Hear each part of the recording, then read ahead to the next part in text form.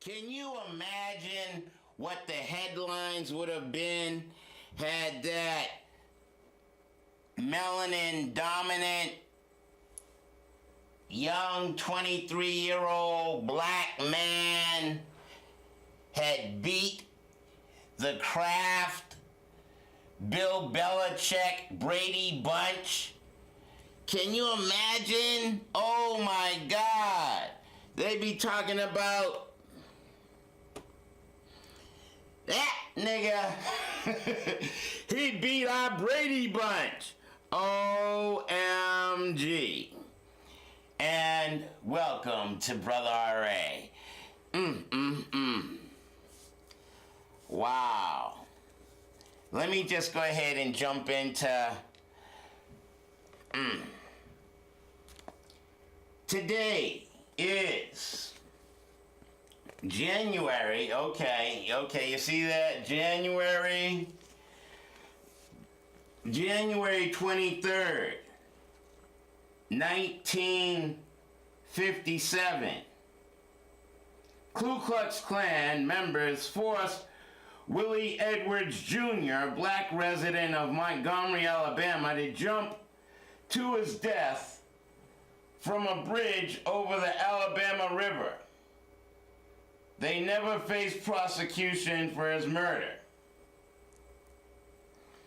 And here, let's just go to the 20th, the day that the colonists, the colonists, the damn patriots. Yeah, them damn patriots played. It couldn't have been any more iconic. I didn't plan that. We're talking about the Kansas City Chiefs. Kansas City is no more center than the central part of the United Snakes. And the the Patriots come all the way from New England down to Kansas, the center of the United Snakes, and it's a football game where it's a game with a calcified, hardened first eye pineal gland, 40-some-odd-year-old white man is playing against a 23-year-old liquid fluid pineal gland black man. He waited till the fourth quarter to score most of his points, and it was the coach's decision. How high up did Kraft have to say, come on, don't let that nigga beat my Brady? And so the coach decided to kick a field goal, allowing the New England Patriots to tie the game, and it all depended on a coin toss. And so Brady was the first quarterback on the field and scored, and they won. But had the white man coach believed that much in his black quarterback, Patrick Mahone and Williams was on point. The chi and the vibration between the brothers throwing that ball, and he opted to kick a field goal for 3 points. And wait a minute, had he let him, it was fourth and whatever, let that little boy, let that young man go in the end zone, game over in regular time. But let me shut up. 1870, Southern Democrats declare election of Mississippi Senator Hakeem Revels, the first African-American senator. Null and void, enforced a second vote. 1804, Virginia legislator passes law this week outlawing all nighttime meetings of enslaved people. Such unlawful assemblies are made punishable by up to 20 lashes.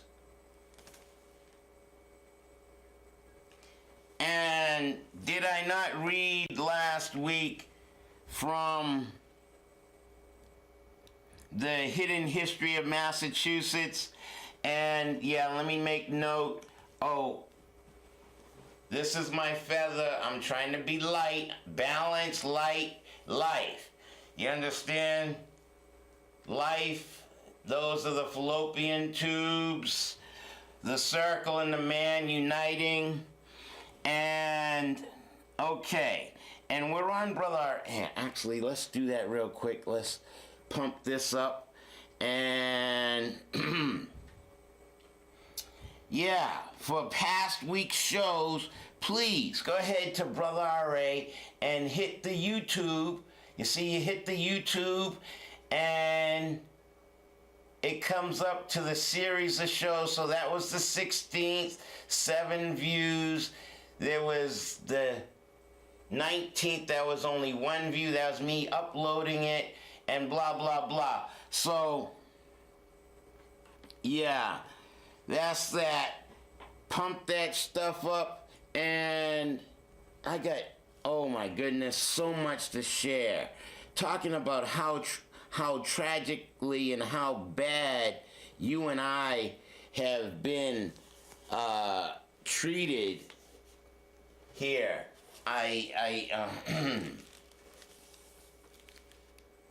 Please forgive the pictures. Change the channel. This is X-rated, and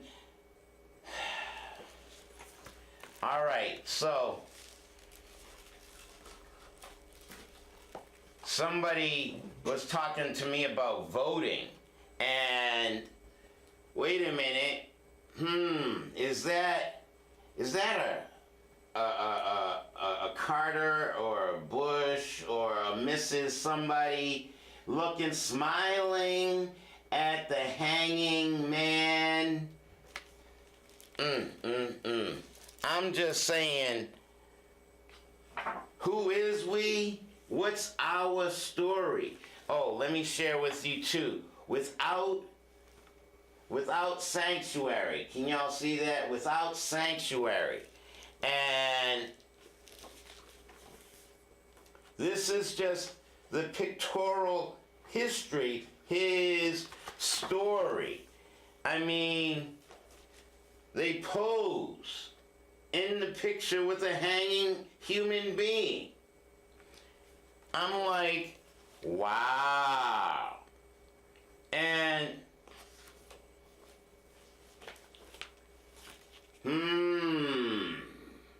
yeah, okay, so without sanctuary, now let's just read a little bit of, I'm gonna get to the hidden history, I'm coming.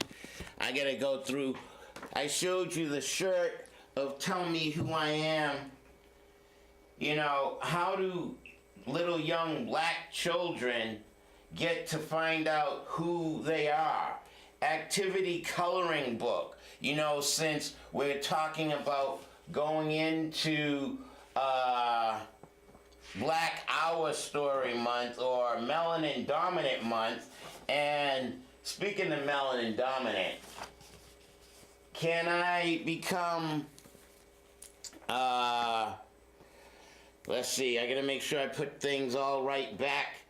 That's last week I had an issue. I didn't have everything played out where I was gonna put the stuff after I showed it.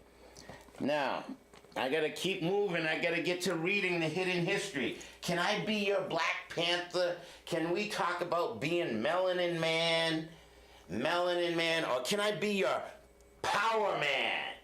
Yeah, oh, can you see that 25 cents for a comic book? Isn't that cute? Power Man. And see, I used to ride my bike and I used to wear my chain around my waist. Can y'all see? Power Man. And he always had that chain around his waist. So where are the comic books about melanin dominance? I'm talking about black people. I'm not blaming the inbred, the melanin recessive inbred mutant albino with a calcified pineal gland child anymore. I have to take responsibility. I have to find that level of relaxation within myself and be my own power man. And, oh, look at that. Frederick Douglass. I'm like, where are these kinds of comic books, you know, to teach us our story? You know?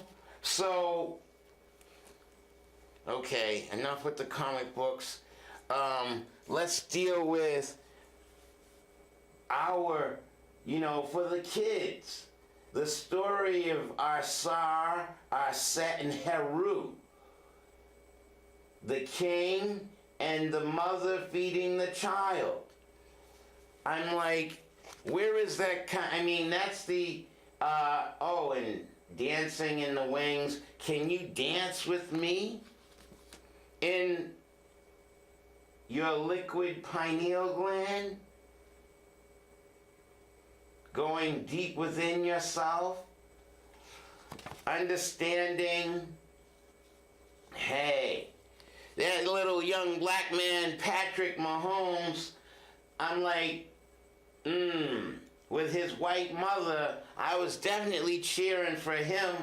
Do these mixed or biracial children get the melanin dominant encouragement and satisfaction of believing in who we are? I'm just sharing a little bit of knowledge about this and that, you know, because tell me who I am. Who am I? This black thinking man living my life, trying to put things together in order and understand. The white commentators are constantly pumping up white men and all of their nonsense and blah, blah, blah. Make sure I show this again. Tell me who I am. Activity book. Do you have an activity book for your black children? And,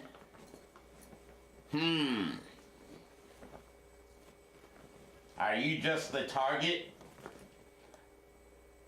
Now notice there is the black target, and I'm getting to the center of myself. Have many of you even begun to get into who you are? Or are you even, I'm like, notice some folks, they got about maybe that much into themselves, into their own consciousness. But how far or how deep can you go within your individual self? Are you putting your Lego blocks together? Talking about Lego blocks, I'm going to get to that reading. I'm coming. This is a cube, right? A cube. And who were the individuals that built the pyramids? And what did they understand? And look at the aerial shot of the pyramids. And you always think I'm talking smack. But look at the base of the pyramid. It's 4 90-degree angles, and there's 3 of them there. Now notice the sun setting and how accurate these individuals had to be in creating such an edifice. I mean, you all have, Boston's getting its 3rd skyscraper, and they had to make theirs a little bit taller than the John Hancock and the Prudential building. Oh, Prudential. Isn't that a facade? Let's pay money for what if. Create doubt. Can you have no fear? Can you believe that much in yourself that you can create something on the surface of the planet Earth, which is a full sphere, and understand the when time and when the sun sets, and have edifice of buildings or pyramids show the shadow, the equal side? I mean, the shadow looks just like the front side. So not only do you have a squared plus b squared, because you know there's the a side, the side of the light, the b side, which is the shadow, equals c squared. And when you look at the Pythagorean theorem, a squared plus b squared equals c squared. And is your square a cube? How many sides are there to the square?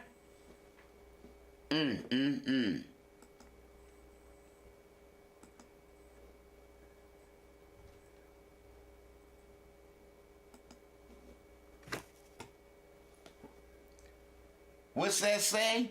It says, cube is also a square parallel piped.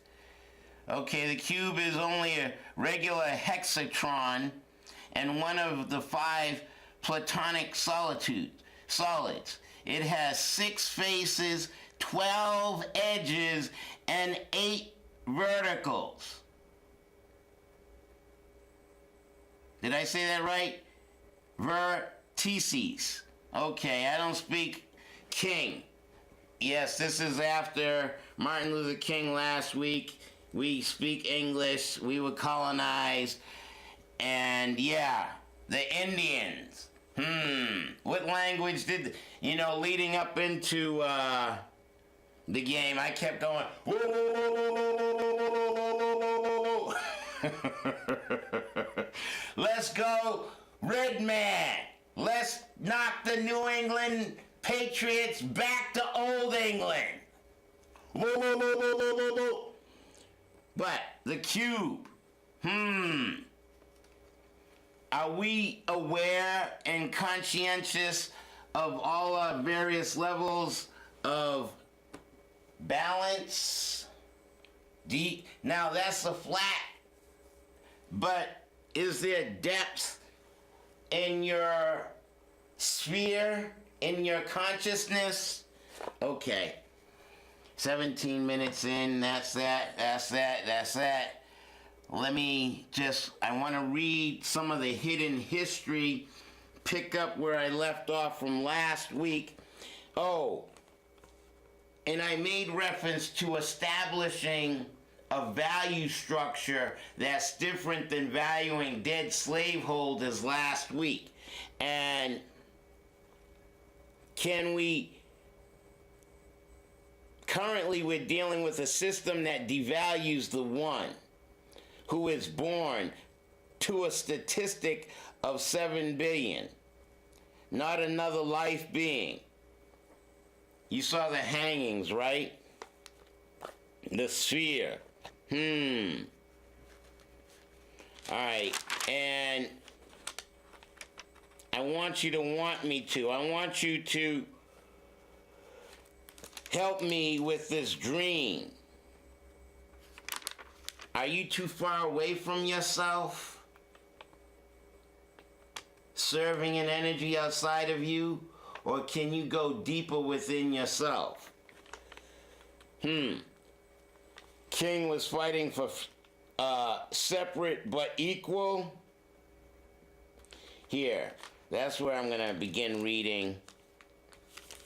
Is dealing with Crispus Attucks in the hidden history of Massachusetts. Let's see if we can begin there. And, whoops, I lost. Actually, since this is open, and we're going to read about Sir Jeffrey Amherst before we get to Crispus Attucks. Town of Amherst College. In the mid-18th century, Sir Jeffrey Amherst 1717 to 1797, was the commander-in-chief of the British forces in North America and is credited with the downfall of New France and the addition of Canada to the British Empire. One of his responsibilities in this capacity was to annihilate the Indian population. And it was he who conceived and implemented the strategy to spread smallpox among them. He believed the only true method of treating the savages is to keep them in proper subjugation and punish without exception the transgressors. In a 1763 letter to his colonel, Amherst initiated the first known use of biological warfare in the New World. Could it not be conceived to send the smallpox among these disinfected tribes of Indians? We must on this occasion use every stratagem in our power to reduce them. When he was not engaging in ethnic cleansing and germ warfare, Amherst was... I can't even believe you calling me during my show. Take that. Now, as I was saying, could it not be contrived to send smallpox among these disinfected tribes of Indians? We must on this occasion use every stratagem in our power to reduce them. This is the first known biological warfare. And I'm right down the street from where? What is this? Kendall Square? And what are they doing over there?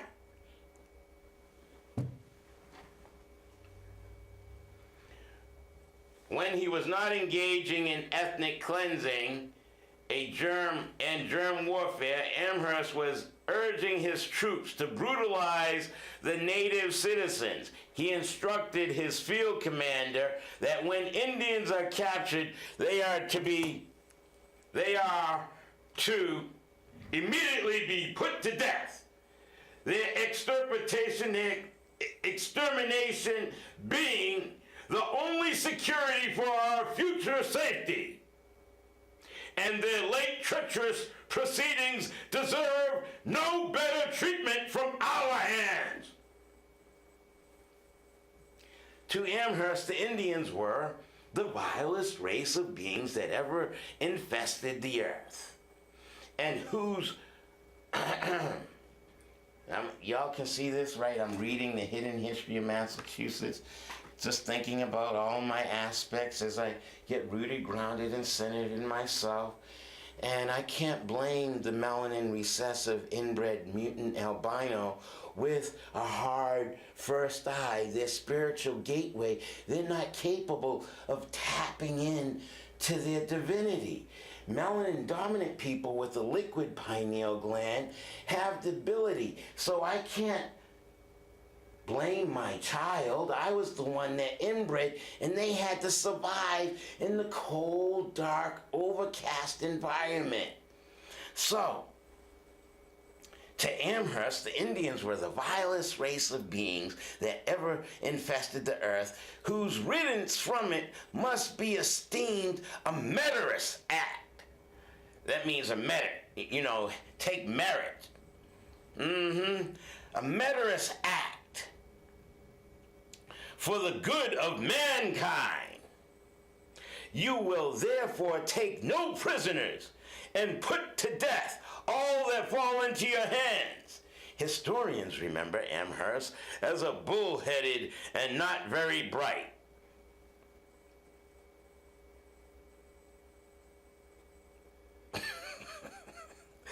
I want to say not very bright, melanin recessive, trailer park, trash, inbred, mutant, honky.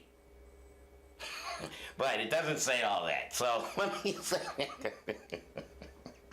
that's okay. That's the old RA being hard. I have to be light like a feather.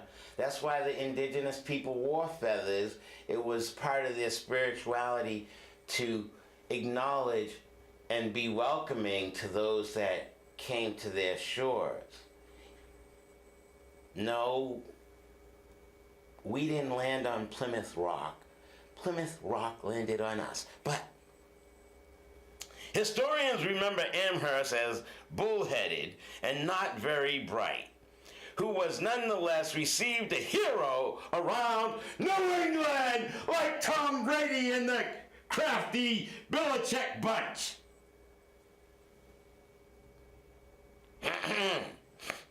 New England. A hero around New England and rewarded in history for the racist atrocities he committed. And Massachusetts, a Massachusetts town, is one of at least 85 places in America named in his honor.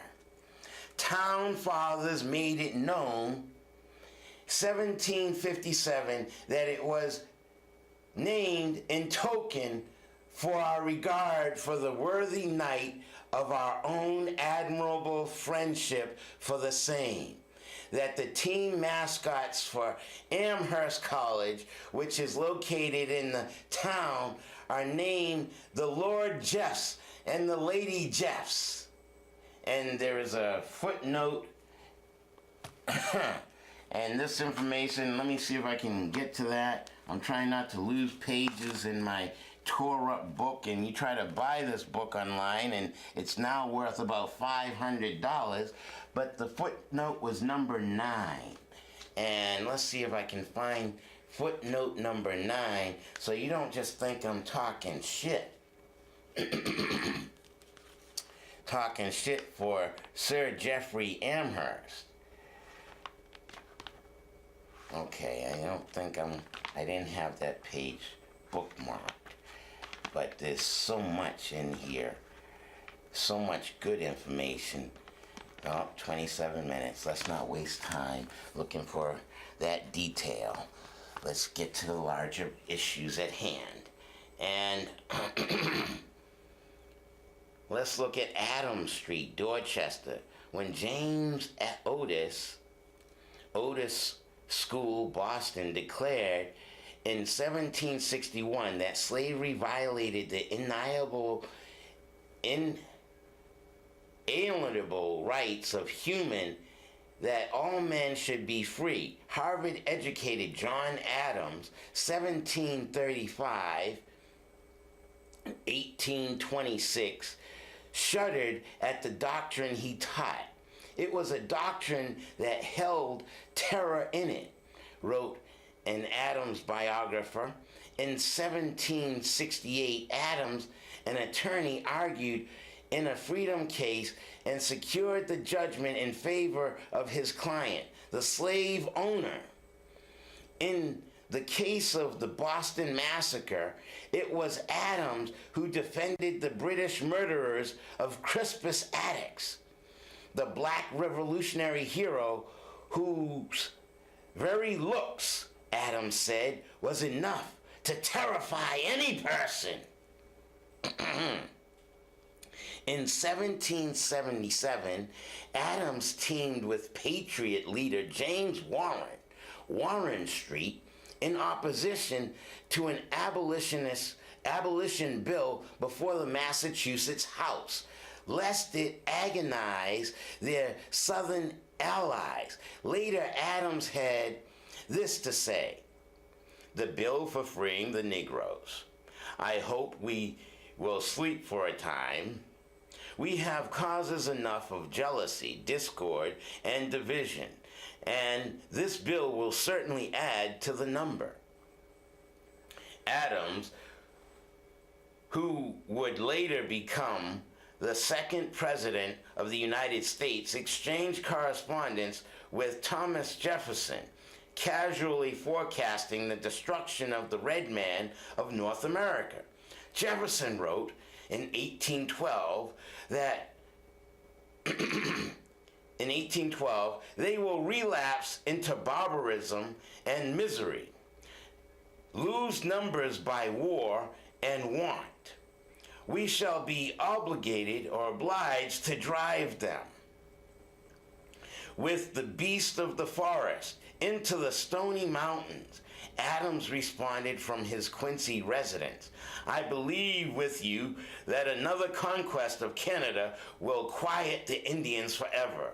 When the issue of congressional representation arose, Adams' wife, Abigail, was loud and clear.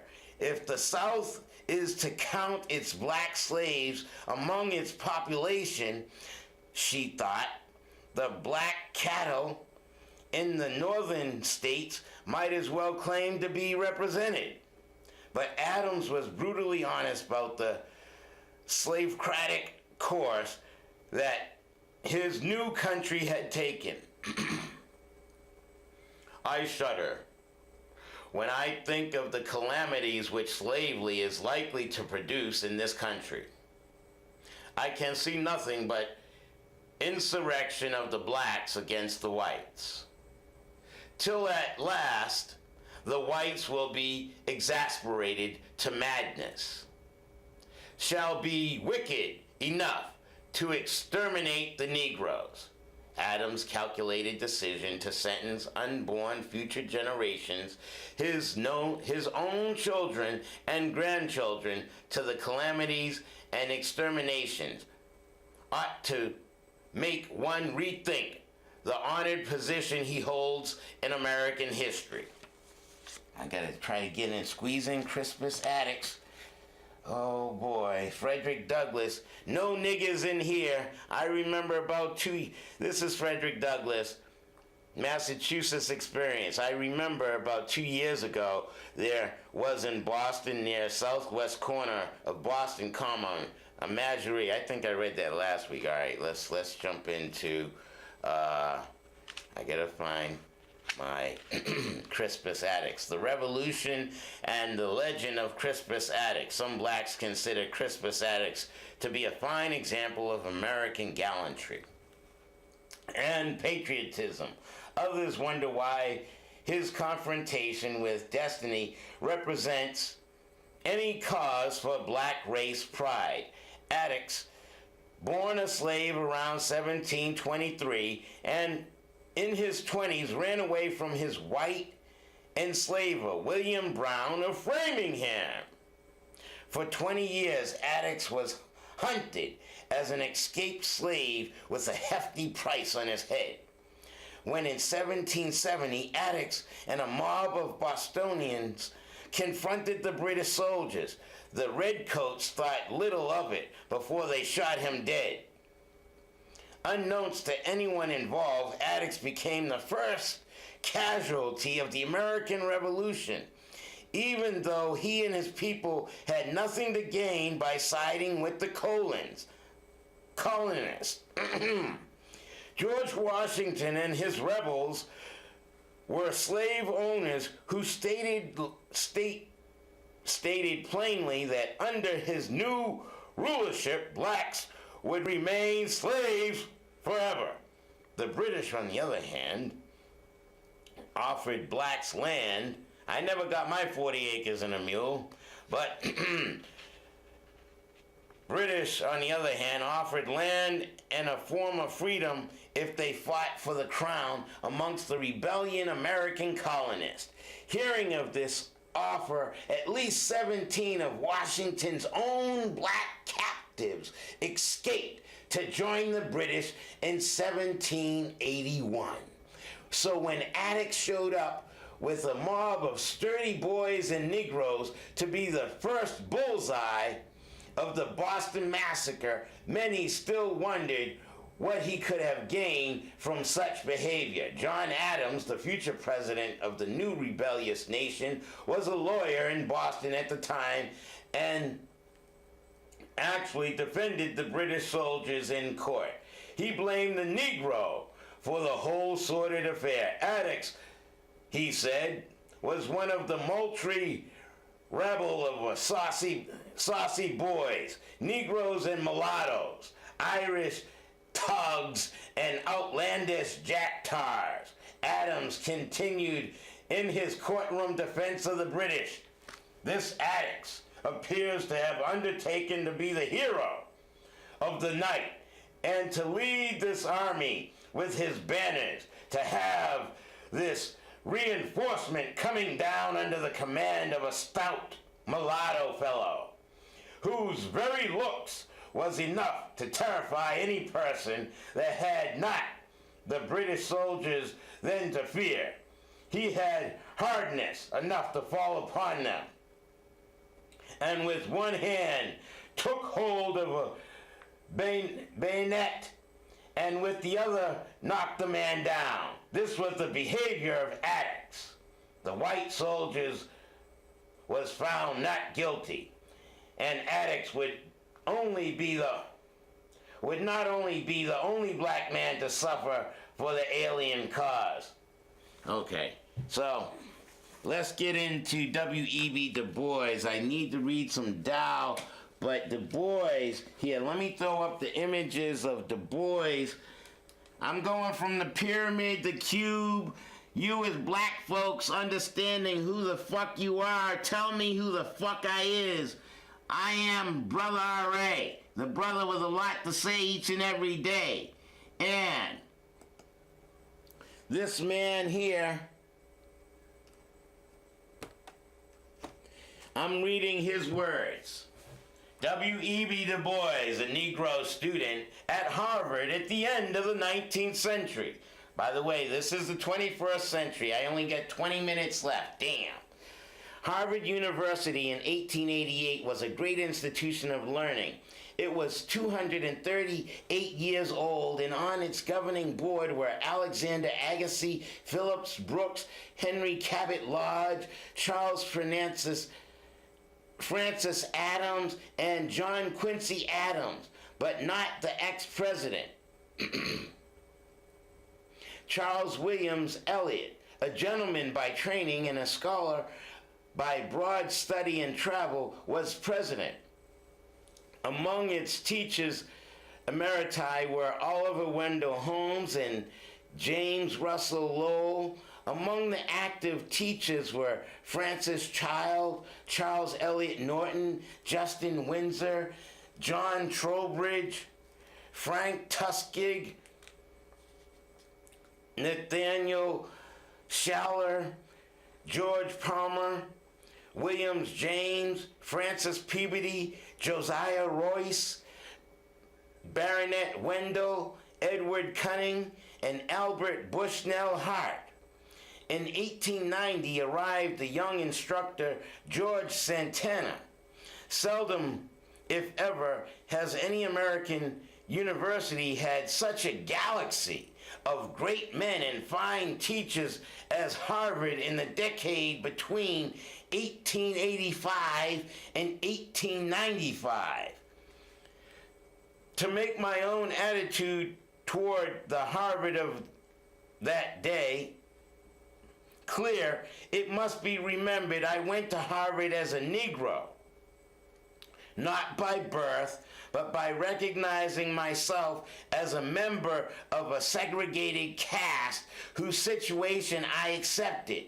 But I was determined to work from within the caste to find my way out.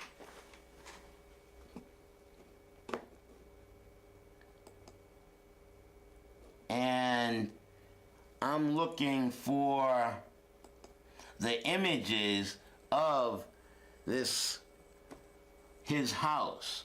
Where did I put those images? Images of him. Oh, here they go. Oh, I made reference to that football game here. I have to share this with you too. We're going to put a bookmark in the Negro Student at Harvard at the end of the 19th century. And are you under mind control? I mean, who are we as melanin dominant people? And This is just some of what you incurred as black folks watching that particular football game. Now notice the flashing of lights. That's the chair I sit in when watching the TV. But the programming, is there subconscious programming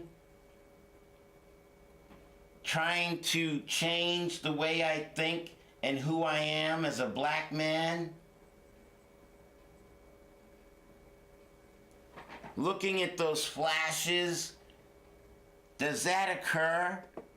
Are you aware? Are you conscientious? All right, let's go to the other image I wish to share with you real quick. This is of my floor. If this loads fast enough, okay. This is the floor.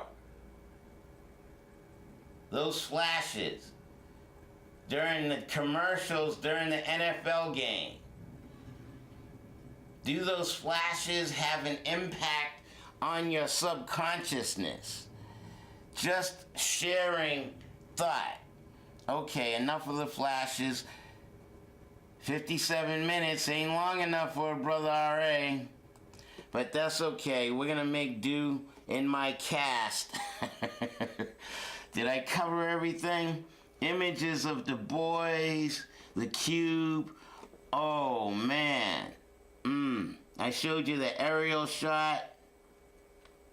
All right, let's get back to reading W.E.B. Dubois.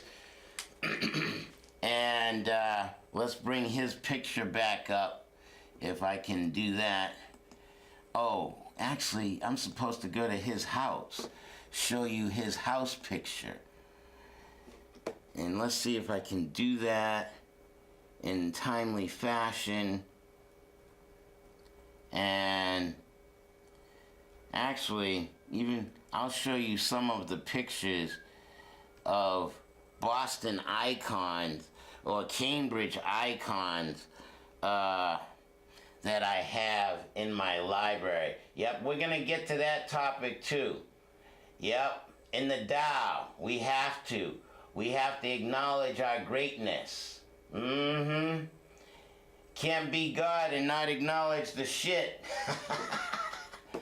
But here, this is the house he lived in. The Harvard of which most whites conceived, I knew little. I had not even heard of Phi Beta Kappa, and of which important social organization as Hastings Pudding Club. I knew nothing. I was in Harvard for education, not for high marks, except as marks I would ensure my staying. I did not pick out snap courses. I was there to enlarge my grasp of the meaning of the universe. We had, for instance, no chemical laboratory at Fisk. Our mathematics courses were limited. Above all, I wanted to study philosophy. And didn't King say something about philosophy himself last week in his speech? And let me see if I can pull that thought out real quick. King made reference to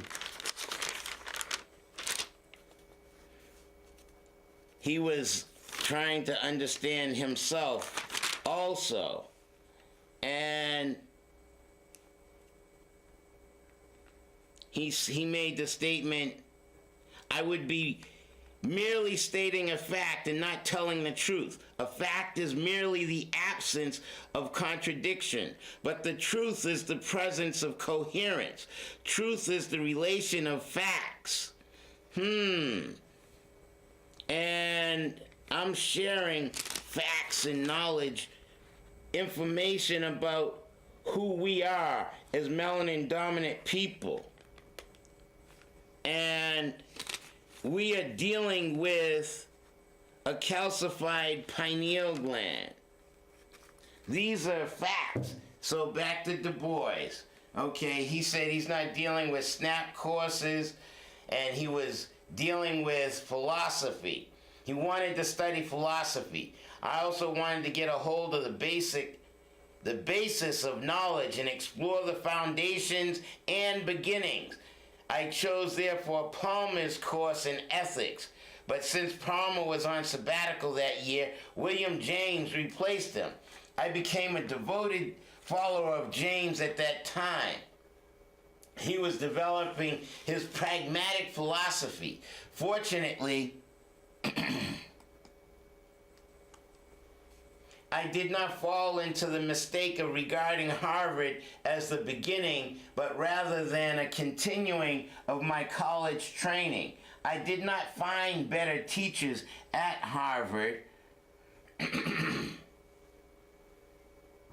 W.E.B. Dubois, author, lecturer, and civil rights leader, 1868 to 1963. William Edward Burghardt Dubois is considered the most influential African-American thinker of the first half of the 20th century.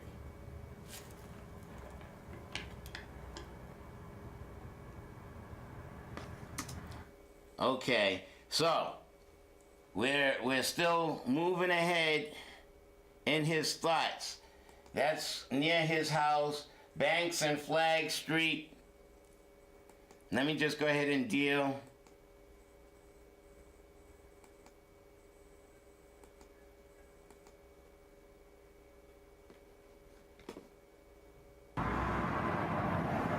Here we are, Brother R.A., down the street from W.E.B. Du Bois' house that when he went to Harvard.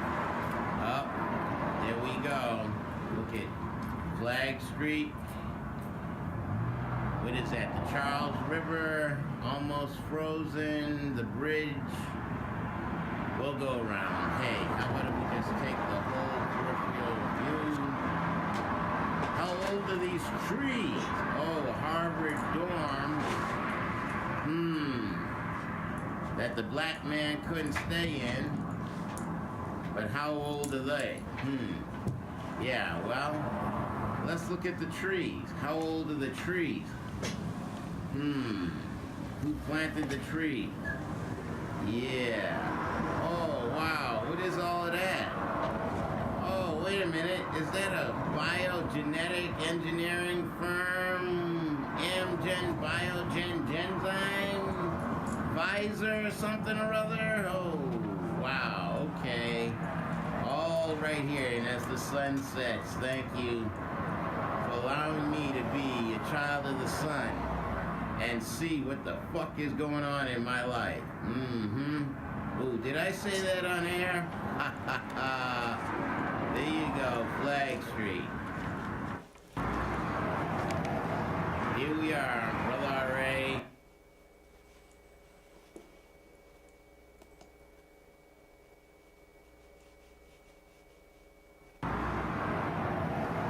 Here we are, Brother R.A.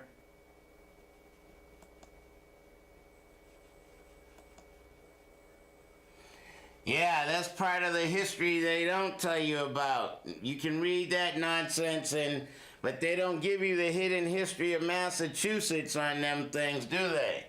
All right, let's see if I can go ahead and finish up here.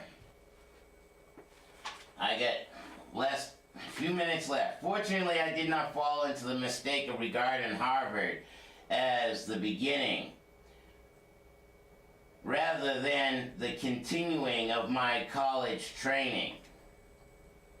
I did not find better teachers at Harvard, but teachers better known, who had wider facilities for gaining knowledge and lived in a broader atmosphere of approaching truth. I hoped to pursue philosophy as my life career, with the teachings for support. With this program, I studied at Harvard from the fall of 1888 to 1890 as an undergraduate. I took a variety of courses in chemistry, geology, social science, and philosophy. My salvation here was the type of teacher I met, rather than the content of the courses. William James guided me out of the sterilities of scholastic philosophy to the realist pragmatism. From Peabody's social reform with a religious tinge, I turned to Albert Bushnell Hart to study history with documentary research, and from Taussig with his reactionary British economics of Ricardo School. I approached what was later to become sociology. Meantime, Karl Marx was mentioned, but only incidentally, and as one whose doubtful theories had long since been refuted. Socialism was dismissed and unimportant as a dream of philanthropy, or as a will-o-wisp of hotheads. When I arrived at Harvard, the question of board and lodging was first importance. Naturally, I could not afford a room in College Yard in the old and vulnerable buildings which housed most of the well-to-do students under the magnificent elms. Neither did I look for lodging among white families where numbers of ordinary students lived. I tried to find a colored home, and finally at 20 Flag Street, I came upon the neat home of a colored woman from Nova Scotia, a descendant of whose black Jamaican maroons. No problem, man. I came upon the neat home of a colored woman from Nova Scotia, a descendant of black Jamaican maroons, whom British had deported after solemnly promising them peace if they would surrender. For a very reasonable sum, I rented the second-story front room for 4 years. This was my home. Don't mind me. I'm trying to orient. I'm multitasking, doing 9 things at once. Make sure she gets to come back in, do her show, and let's show you that second floor again. That's where you lived. This black man here, W.E.B. Dubois, down the street from me. Okay.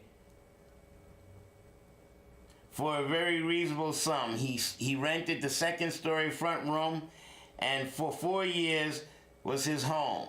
I wrote of this abode at this time. My room is for a college man's abode, very ordinary indeed.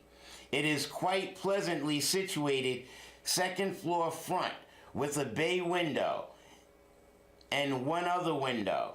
As you entered, you will perceive the bed in the opposite corner, small and decorated with floral designs calculated to puzzle a botanist. On the left hand is a bureau with a mirror of doubtful accuracy. In front of the bay window is a stand with 3 levels, 3 shelves of books. On the left of the bureau is improvised bookcase made of unpainted boards and uprights containing most of my library, of which I'm growing quite proud. Over the heat register near the door is a mantle with a plaster of Paris pug dog and a calendar and the unusual array of odds and ends. On the wall are a few quite ordinary pictures. In this commonplace den, I'm quite content. Alright, so I got 5 minutes left. I read the first 2 pages of his 17-page article about a Negro student at Harvard. And here, with this remaining time, let me see if I can try to share with you, even though my shot may not be great. This is the Great Dow. Okay, can y'all see any aspects of that? Yeah, okay, that's good there. And let me read this page here. Time is running out. All-knowing master, please show us God, they said. Chen Sei replied, God is omnipresent. He is in the table, in you and me. He's even in excrement. Oh, master, how could God be there? Chen Sei replied, if God were not in our bowel movement, we would be in big trouble. Mankind's concern since the beginning has been and is that of survival. To survive, one must learn to understand oneself, one's needs, one's functions, one's goals. Mankind is prone to experiment. Oops, 10